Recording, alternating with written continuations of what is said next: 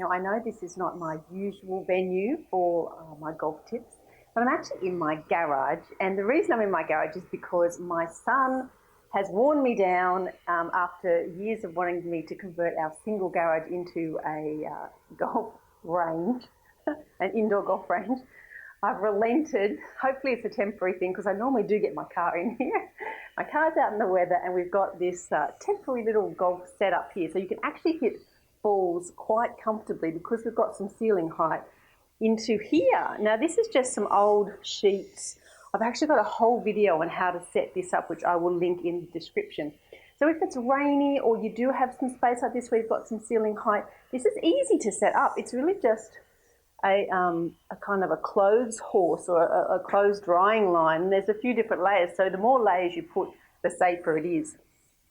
When my son originally set this up last night, he had it facing the garage door, which I wasn't too happy about because if it does miss, we're going to have dings in our garage door. So we turned it around to face the back of the garage, which I know is a bit of a mess. So apologies for the mess of my garage. I never really envisioned I would be showing you all my garage, but here it is. So anyway, I thought, why not do a tip from here? It's a bit rainy today, so it's a perfect opportunity to show you one of my golf tips from our new, what my son is calling the Box Hill Tech Centre, because that's our area that we live in. So the Box Hill Tech Centre, here it is. Okay, so I wanted to talk to you today about the number one reason that you hit the ground before the ball. And this is a really common question I get. Why am I duffing or hitting heavy or hitting the ground before the ball? Now let me first of all show you what it takes to hit consistently in the right place behind the ball. That'll be the first thing you need to know. And what's required is really, if I really simplify it down, it's really just two things. It's the body turning back and through while keeping the leading arm straight. Now, if you don't keep the leading arm straight, then this initial starting position is going to be different from your impact position, which is what we don't want. If you bend it a bit, the club head's going to come up and you're going to top. And so then a lot of people, what they do is they go down in an effort not to top and they'll hit the ground before. So that's one reason, but I'll get to that in a second.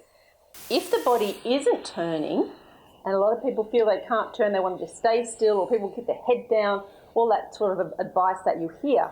If you keep your body from moving, you can only go about here while keeping that straight, and you have to bend it. So it's really important to turn the body, and that allows you to keep this arm straight, and then you will very much more consistently hit the ball right at the right point every time. If we start in this position and then we impact in this position with this arm straight and the body coming through, you'll be very consistent with where the club comes into the ball. If you bend this elbow for whatever reason it might be, then you're going to either hit the ground before or you're going to top. All right, so our number one reason why you tend to hit the ground before the ball is this action. Now you would think, okay, Anne, that looks more like it's going to top the ball and not hit the ground before. And you're right, you will top the ball a lot doing this. But what happens, as you come down, as you bend, can you see my club head's going into the ground early? Whereas if I keep it straight, I get lag. So as soon as you bend, you throw the club head, keep the arm straight and only bend at the wrist, you'll get lag and the club will come in correctly. So as soon as this elbow bends, you throw the club into the ground and you'll hit the ball heavy. So that's our number one reason why you'll tend to hit the ground heavy. The other reason is not rotating. Now a lot of people say, oh, you've got to keep your head down, you've got to keep your top half down, don't move in the swing. That is the completely wrong advice. So you need to twist back, so feel that you've got some turn, and you need to twist through and finish in your big follow through. Now if you don't do this, as I said before, if the body's very still, the arms have to do the work and you can see them collapsing and it's just not going to work. You're going to be topping, duffing the whole bit. So that's our number two reason, not turning enough in your swing. And the final reason why you may hit the ground before the ball is weight transfer. Now if you get to the top and instead of moving the weight across onto the front foot, which is ideally where you want to be, and then through to your follow through, if you tend to leave your weight back, you're going to bottom out early and hit the ground behind the ball. So that's another really big common cause of duffing or hitting the ground behind the ball. Again, that will also make you top, because if you miss the ground, you're coming up by the time you hit the ball. So Interesting how the causes cause duffing as well as topping. So the same fault can cause both, and that can be confusing because you're thinking, well, I'm topping. Why is that caused by the same thing as duffing? And this is why. As you swing back, as you sort of weight comes back, you'll tend to hit the ground early. If you don't hit the ground, you'll hit high. Either way, you're not going to hit a very good shot. Even if you did manage to collect the ball, it's going to be a clunky, low, lacking power type of a shot. So what I recommend you to do if you're consistently hitting the ground before the ball is get a lesson, because it's a little bit complicated to give you the answer in a tip.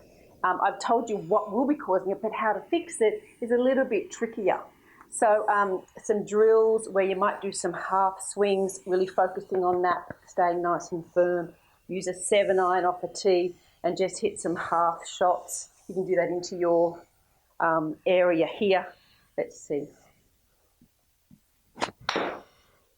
Really focus on this follow through here with that arm straight and the weight on the front.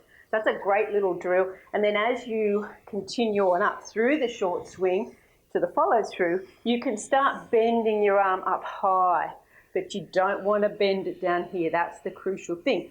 Straight through impact and a bit beyond, and then the follow through is a little bit bent, obviously, and nice and high. The other drill you can do is the weight transfer drill. A simple one is pick up the front foot, pick up the back foot, front foot, back foot, or you can tap, tap, tap with your feet, tap the left foot, tap the right foot. Those are really good to help you with your weight transfer drills. As I said at the beginning though, if you're turning nicely, the weight transfer should take care of itself. Okay, hopefully that's been helpful for you, and you've enjoyed visiting with me in the Box Hill Tech Centre, and we'll see you next time.